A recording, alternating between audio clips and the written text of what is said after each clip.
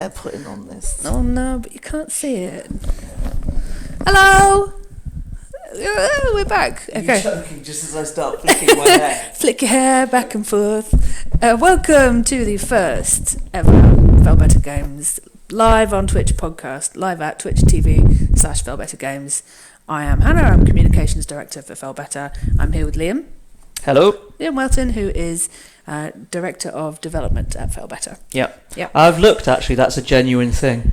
You are a one, and that's a real thing. And they're actual things. For ages I thought everyone was winding me up and it wasn't a role that actually existed. You can do it then. Oh, yeah. Good. He's real, so that's good. Hey, Sir Fred. Hey, Fred. We are going to... He does look like a shampoo ad guy. Yeah, well, it's because his hair is so fantastic. The secret is not brushing it, right? Yes, yeah. Just use your hands. Don't brush. Okay, today we're going to talk about Sunless Skies. We have taken quite a lot of questions, actually, came in via Twitter this afternoon. So yeah, I noticed that. It's destroyed my mentions. There's a few that we can't really answer, but I think there's a few that we can interestingly answer. Olivia says, what is your job? What is your job? All you need to know is it's your boss. Let me just check about the sound. Is that any better? I think my mic's been a bit windy. Oh, I see. As long as it's okay. not me. So we're just going to get into some news first of all. One, the Kickstarter for Sunless Skies is in 26 days. Yeah. Which is fine. It is all fine. Olivia backed the Kickstarter for that This Is Fine dog. You know, the plush. I thought you meant our Kickstarter. I was like, she's well ahead of it. She's already backed it. Olivia is our editor, by the way. She looks after all of our words.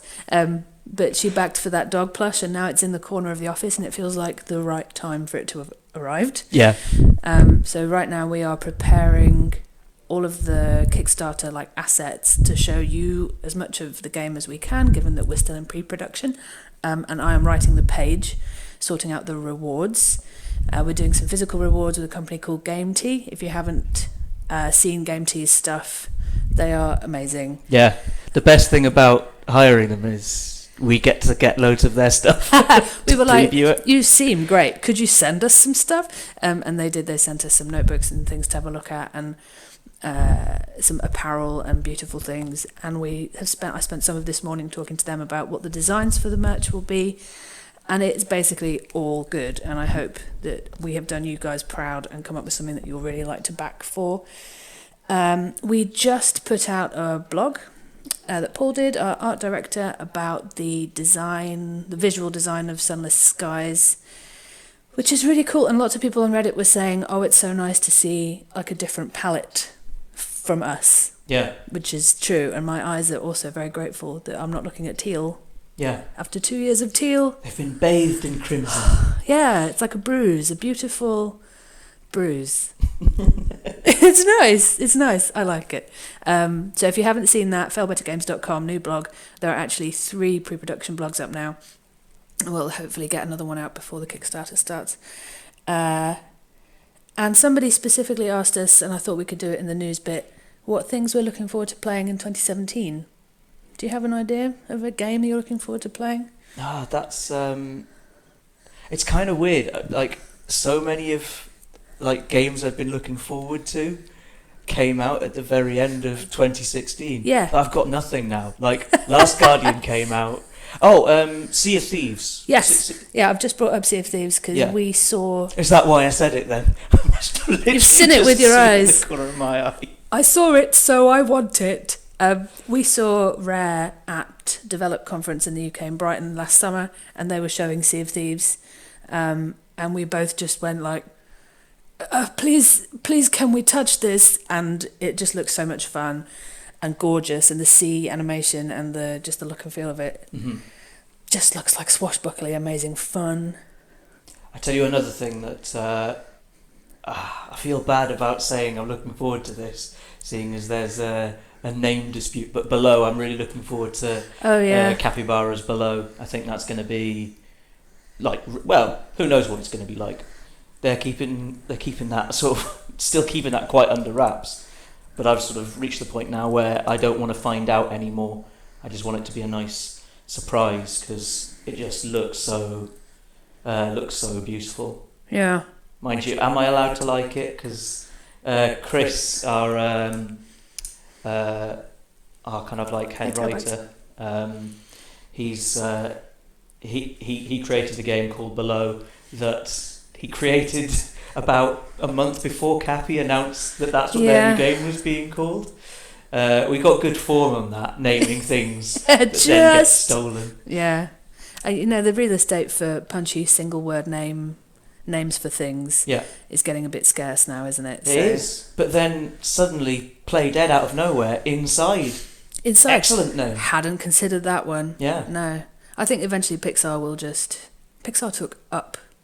Up. I know. For crying out loud. It's just going to be I next, surely. Yeah, or like a punctuation mark. Anyway, yes, Below, for real, looking forward to it. Sorry, Chris. Chris is definitely the head writer, not kind of like anything. And hello to Terabytes. Hello, friend. Twitch friend. The other game that, funnily enough, because we always talk about sea stuff because we made a sea game and it seems like my life is the sea, I'm ready to go to space. But the game that is the impressionist-looking, based on paintings, sea game, like ships in combat with each other. Is it called Overboard? Jesus, I want to meet these guys at Resd, but I've just totally forgotten the name of their game, so now I feel like a right pillock. I'll look that up. I'll look that up while we're talking about something else. So we had a bunch of questions come in through Twitter. It's a mixture of stuff. We can do some about Sunless Sea and some about Sunless Skies. Some of them are more suited to a writerly response, so I will hang on to them and we'll do it when I have a writer in the room. The first one, which I've really enjoyed, Casey says, what inspired the super aggressive crabs of the Untersee? I think part of it is the crab is the first thing we made, aside from a ship, like a little static ship was the first thing we made. And then we were like, well, it's got to fight something. So Paul came up with this illustration of like a crab with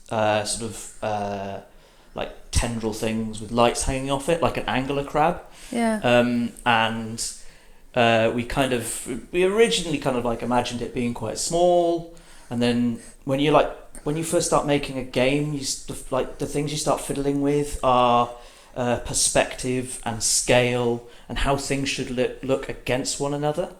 And the first thing we said was, that's a small crab. We want a bigger crab than that. And so it ended up big. And then as soon as it was big, it seemed very weird that it wouldn't hit you very hard because it was a giant crab. Yeah, really big. So, kind of it being tough, I think, was just because that's what we landed on going, that's a good sized crab. Now, how hard would a crab that big hit you? And was that the smaller of the crab breeds, or was that the mega... So the big ones were the first things we created, the sort of angler crabs, and then we realised they were too tough, so we created the megalops, which became like the smaller, younger brethren. Just because that was the first thing I animated for the game. Yeah. Which is where we're at again now, right? Yeah. So I'm just about to make something again that will be tiny and not supposed to hurt you very much, and we'll go, make it a bit bigger. Yeah, everything in space should be really huge and hurt you a lot. Because the pressing concern when you were making the crab was the Kickstarter, right? Yeah. So there's a kind of a push and pull between what we're developing and where we're at, and then the need to start talking about it. And sometimes the cart and the horse are swapping places really quite quickly while you figure out what you're going to see and show. So just this week we've been putting together the Kickstarter page, which means building a load of assets that look a bit more like that we can make move and do things as though they were more finished than they are, in order that we can have moving footage for the Kickstarter. So it's a bit like a soup at the moment, but it's a soup full of like devious, nasty space beasts, which is great. Let's have more of that. This one is a contentious one. Presumably Flat Ass says, Uncle Crepitus says, any plans to have Sunless Sea save files interact with Sunless Skies save files, especially regarding the Merchant Venturer?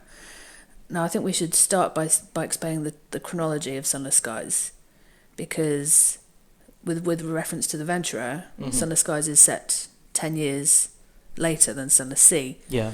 So there isn't so much of a lineup from one game to the other. Yeah, it's not as if your captain's very next step is space. Yeah. Like they are going to be thematically linked, and obviously it's going to be a very similar game to Sunless Sea, but it's not just like a door opens at the end of the world and you step on through. Yeah.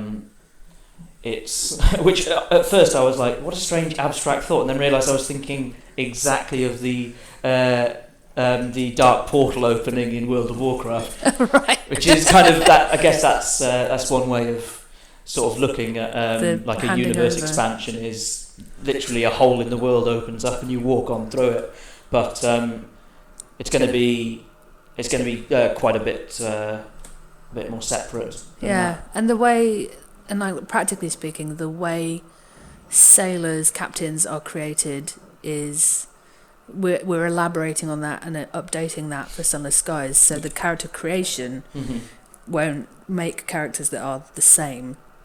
It will be like there'll be more and different and updated options on making a character. Yeah, no, in the new game. Absolutely, and there isn't. As I say, there's a lot that will be the same, but there's enough change that even if we did allow kind of importing a save across, you might just find that some of the things that you loved and like cared deeply about your character just wouldn't make the port across, and that would be very disappointing. So Yeah. I almost feel as though I think obviously it's the same world that you're going to be role playing in, but almost seeing it as like a different take on a character that you've had before. Yeah. Or even take the ancestry thing a bit further, and it's the descendant of the captain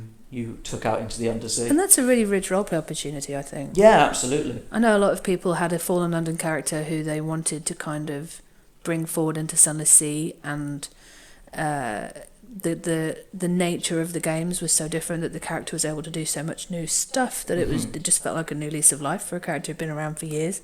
Yeah, no, absolutely. So I have a few questions here from Alex Watts.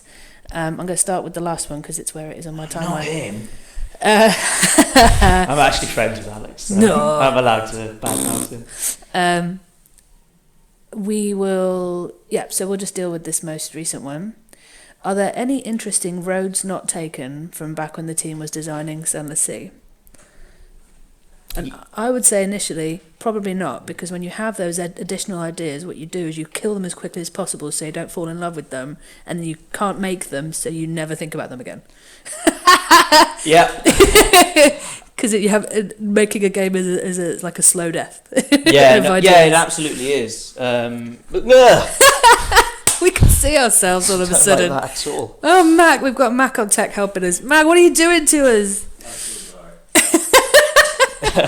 This T-shirt, by the way, was won for me to retain my honour by another Failbetter employee. Sam won this for me because I'd been out the night before and hadn't made it home, and I didn't have.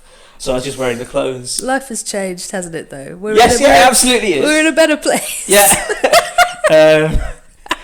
That was the lovely, gentle hand of the PR person just going, you want to tell this story? You want to make sure you're not going to admit to something awful? No. Yeah. He's a very upstanding young man. But yeah, he won this at PC Gamer Weekender. Oh. By which we're going to again. Yeah, by beating Total War Warhammer.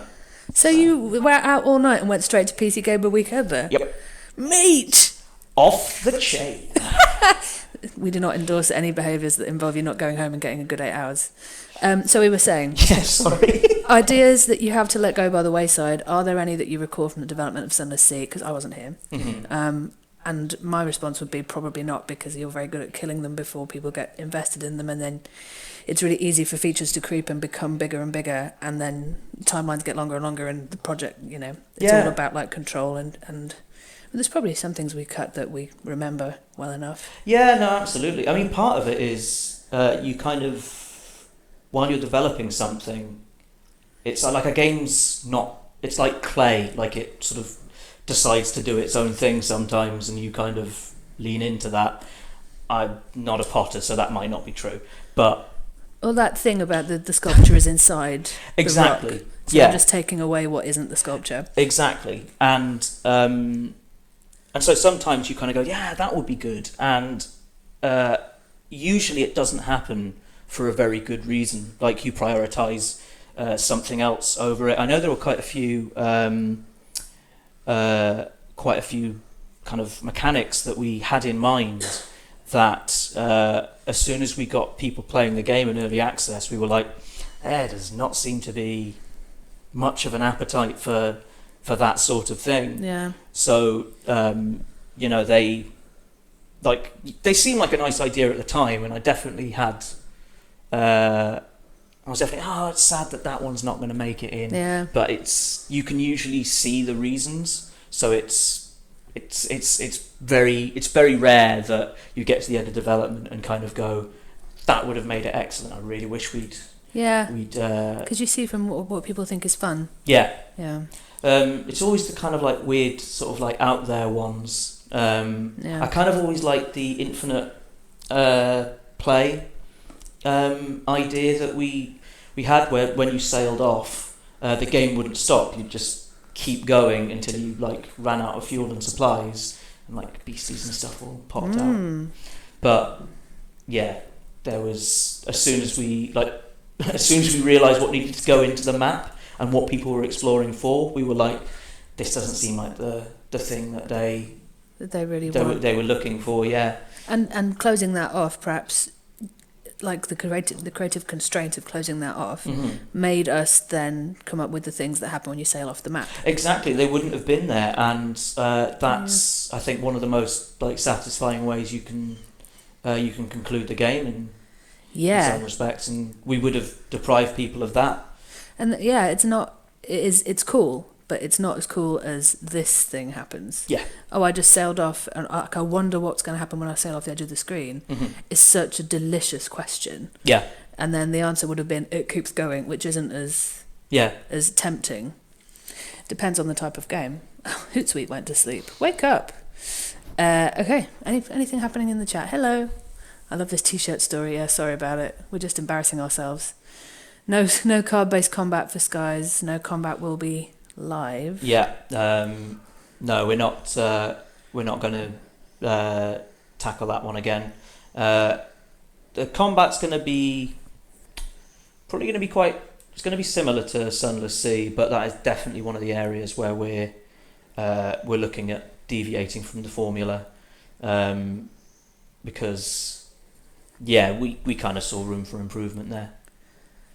Yeah, and we've been doing like sprint demos for the team, so everybody can see what everyone else is working on, and combat is already, like, we're already pulling and pushing at the seams of it and trying to find interesting ways to make it more dynamic than it was in Sunless Sea. Yeah, like we know that it's something that people didn't necessarily enjoy 100% about Sunless Sea, and that it's a big challenge for us to make it as dynamic and interesting as possible in Sunless Skies. But that's the good thing about having a sequel. Like, we've got this whole wealth of knowledge and understanding from the players, and we're boiling it down and making it like a delicious gravy, and then making that into a stew again. Yeah, no, absolutely. Is that a metaphor that is all right? It's really like, you don't really make stews out of gravy. You could do. I think it would be a pant stew. It would be crap. Let's get the slow cooker out and try. No. The process for making this game has been sort of interesting, because you spend so much time, especially at the end of development on a game, looking at all of the small parts of it and making sure they're right, and trusting that especially if it's been in early access for as long as it has, that the bones are there and the shape is there and it's on course, and then you're like filing down all the edges and just like getting it just right. And as soon as you start going, right, we've got to do a sequel, you have to take that macro view again. You have to go, right, okay, so that thing I've just taken as read as being okay, is that right? And it's just been so interesting, kind of like looking back on Sunless Sea and going, okay, so we could change that, and that would change that, and bring that in here, and we can, give that a boost because Elevate everyone stuff. loved that. Yeah. And yeah, it's a really kind of like fun opportunity. It is. And it's like in a game, I think you have more opportunities to make the sequel better than you do in like a film, because in a film it's very difficult to replicate the things that people enjoyed about it, whereas in a game you get so much feedback about exactly what people liked, like down to the stats you can pull out of, like, we don't necessarily do that, but the stats you can pull out of people's gameplay. So I think that oftentimes the second game in a series is better, in a way that the second films in series generally aren't. It's interestingly that we don't pull stats out. We don't kind of go, well, everyone's dying over by Like there, like the Avid Horizon or something like that. So we'll tweak it there. But what we do a lot of is listen to like the stories people tell about their experience, and like Sunless Sea is definitely a game where you almost want to tell people about, rather than about like the specifics of like a moment you had, it gives you this opportunity to like recall this amazing like yarn. Yeah, like your captain's like life. Yeah, like my housemate who plays it, he has this. He's livid at me because his character died, but his life as a mirror catch, like a sunlight smuggler. With mirror catch boxes, like he loves telling that story to anyone who'll listen. And it's true that, because we saw that head to toe, we saw that from the reviews. Like every single Sunless Sea review basically starts with a paragraph that is, we were on our last barrel of fuel, and it's all really evocative, and then they get into the game. But I don't know if any of the reviewers realised that everybody did that opening paragraph of their captain story, and that's like, talk about a compelling reason to play something. Like somebody just tweeted us today, they're in game, they keep a logbook. Oh yeah, that was incredible. In black ink of their captain. Like, so many people tweet us with their like captain's life story that they write every time they play. It's amazing. So yeah, we listen to those stories, and that more than like stats and numbers tend to influence. It's like, that is a great experience that this person had. Like, what sort of like bed can we create that will like grow strange plants? And allow them to like have that story again. But in space. Hello everyone who's just joined us. Hello Chrysius, welcome. Okay, we have one slightly off-topic question, but it's a question we get a lot, and I thought it would be nice to answer it in our first podcast, so it's out there. Hakeem Markovitz says, any chance of a tabletop RPG adaptation of the Fallen London universe? You can drop this one on me. No, we can answer it together. The answer is probably no, because we a while ago had a project going with some people who make RPGs and like RPG handbooks. And it took a lot of our energy, and it actually didn't come to anything. And then we sort of put that to one side and had to keep on with the business that we're in, which is making video games. And the idea, we get this so often, and it's clearly a rich and ripe place to do it. And we are really open to someone who professionally does it coming to us with a proposal for it, and we would work with them on that. But we can't make it ourselves, and we haven't had a credible proposal about it since those guys, and that didn't come to anything. Yeah, I mean, we love like tabletop role-playing games. For real. And we love them enough to know that like Fallen London kind of deserves some of the hugely talented people who are out there who make these things professionally. Yeah, make a good one. To go and make a really good one, because we're good at making the kind of games we make, and they're really good at making the kind of games they make. Yeah. And I'd just like to see someone else do it justice, I think. Yeah. I wouldn't want to put something out that was half-assed. Yeah. You have to whole-arse it. Yeah. Holing-arse it. Welcome to Brankstone. Welcome. Oh, embarrassing Sunless Sea story. Brilliant. What's this? I'd smuggled souls to Mount Palmerston, got 1,000 echoes, really out of it, didn't see I was supposed to just spend it. Then I went to the lady to bring souls back to London, and she wanted the money and I didn't have it. Then I got beat up by the bruiser and died. Yep. Yep, that happens. Oh dear. Yeah, the crate of souls as well is one that trips people up quite a lot. Mm-hmm. And the customs, and then the bruiser. I would totally run if someone did create a Fallen London RPG. I would totally run a group. Yeah, for real. How cool would that be if we could play someone else's version of our maybe cool. Deeply arrogant, very arrogant, but also a really cool way to generate new ideas, like from within the team. Yeah. So if anybody wants to brew it, someone did make the Bespectacled Archivist is quite right. Somebody did make a fan-made version of like an RPG of Fallen London Universe stuff using the Fate system. So there is stuff out there. There you go. Fred's brother made one, but yeah, there isn't an official one. Shame. Somebody says, this is a box full of owls, Howley T, who we tweet with quite a lot. Hello. Whose house I am going to tonight. It's me who I tweet you. Hello. Oh, I don't know who Howley T is. She's lovely. Oh, well, I just know of them as a box full of owls. Yeah.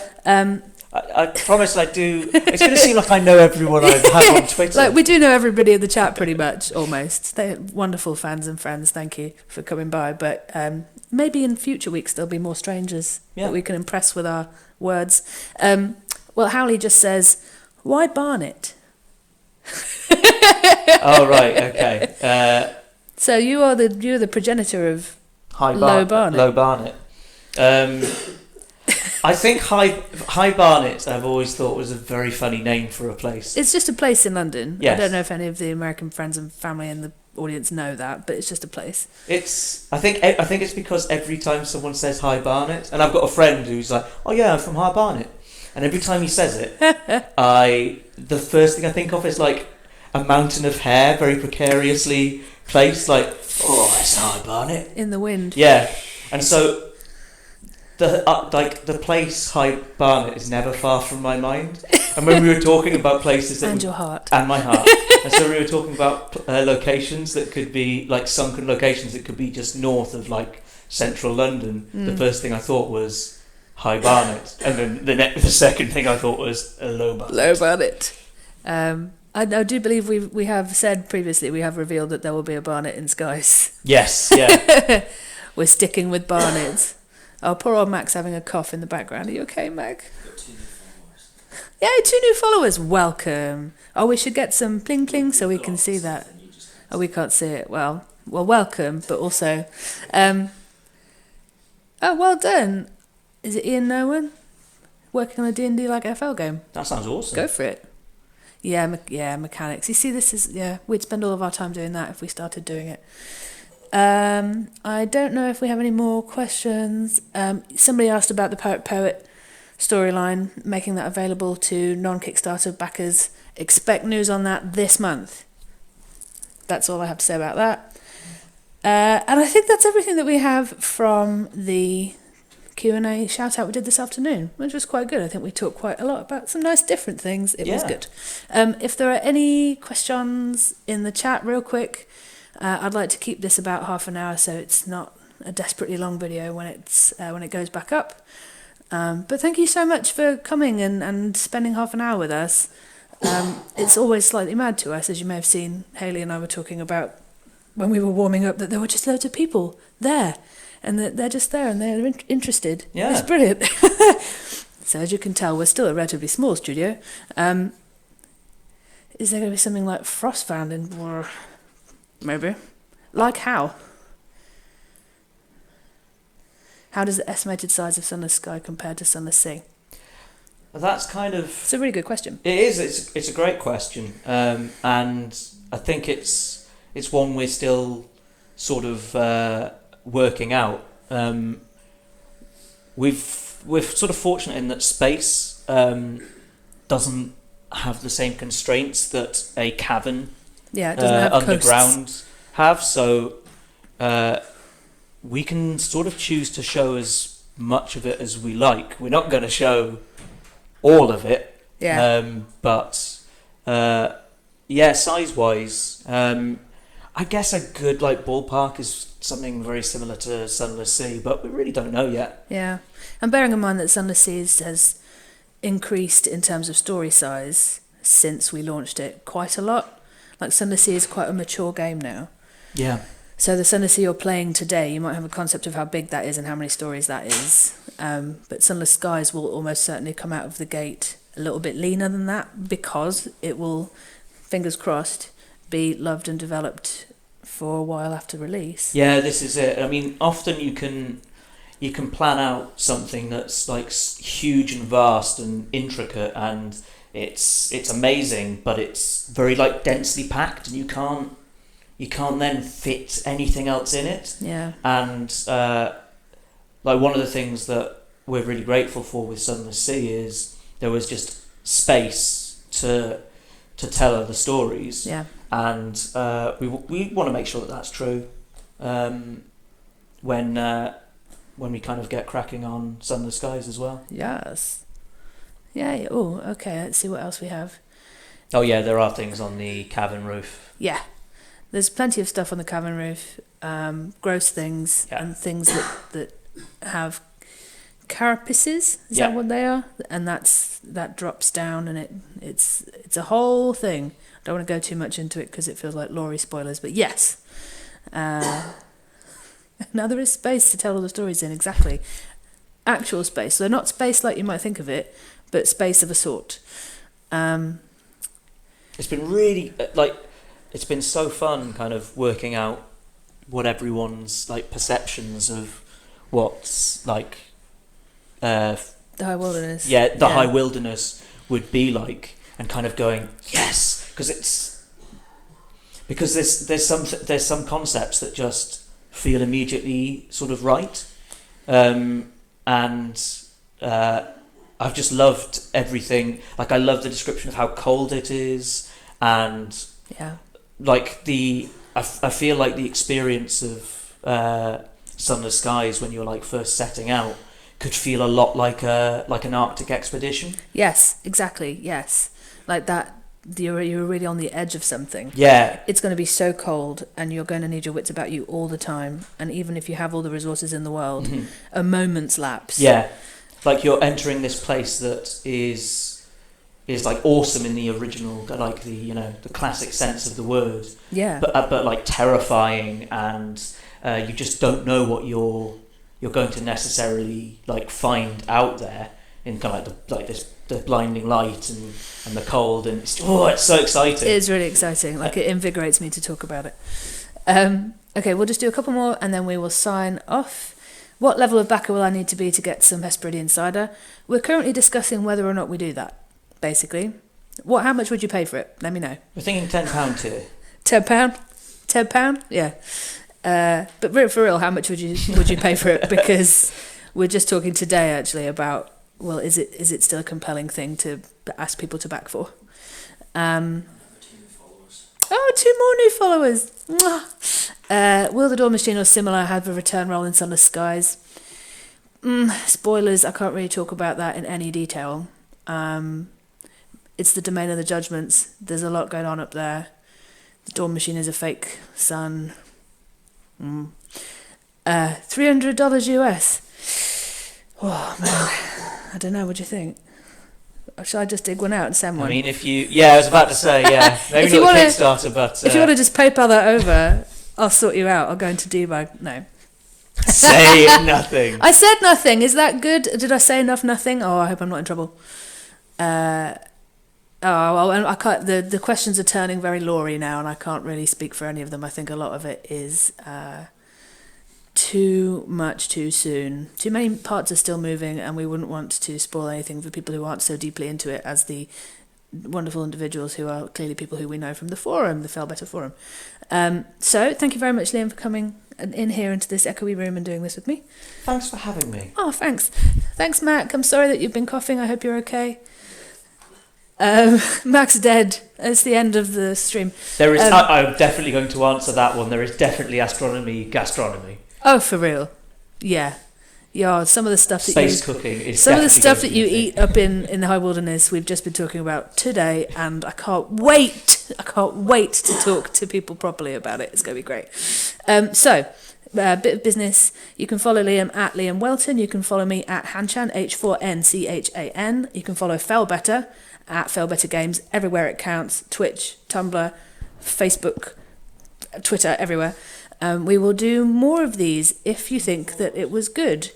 We will do them, and we'll have a bit more kind of formulated content probably. But taking questions has been really fun. Thank you so much for coming and spending some of your life with us. That is amazing, and your energy and your attention is amazing. Don't forget that the Kickstarter starts on the 1st of February. Follow us on Kickstarter, please, to get a notification when we press the button. We will no doubt be live, and it will no doubt be here, and you'll no doubt be watching if you're watching it now, but follow us on Kickstarter. Please don't miss the beginning. The beginning few days are going to be so exciting. We have so much planned, and hopefully you guys are going to really enjoy what we've come up with in terms of back rewards and goals and stuff. So that's it from us. Do we need to sign off? Oh yeah, at the end of Mabim I can steal one. Okay. Because I'll steal one from another podcast that I do. Okay. From Beck Hill. Are you ready to press the button? Okay. Who in turn stole it off for someone else. Okay. I'm Liam Welton. One of you has been poisoned. Good night.